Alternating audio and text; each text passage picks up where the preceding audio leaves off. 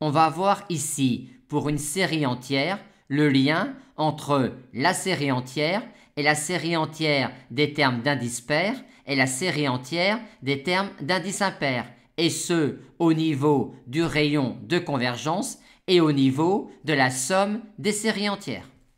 On a tout de suite que le rayon de convergence de cette série entière-là s'exprime en fonction des rayons de convergence de ces deux séries entières-là comme étant le minimum des deux rayons de convergence de ces deux séries entières-là.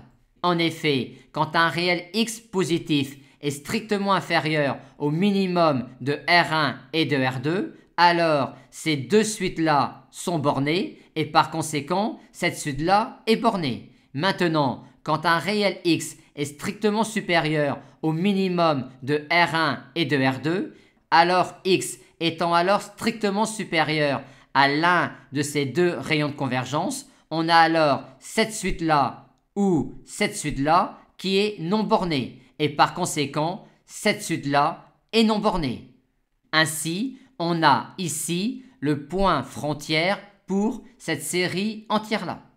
Aussi, pour déterminer le rayon de convergence d'une série entière, pourra-t-on distinguer les termes d'indice pair et les termes d'indice impair. Et ceci se généralise.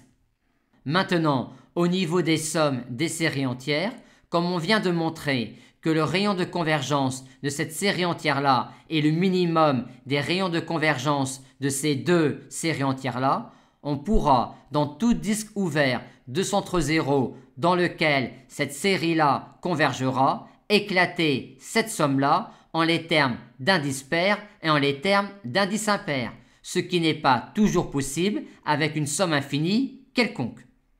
Et ce principe-là se généralise.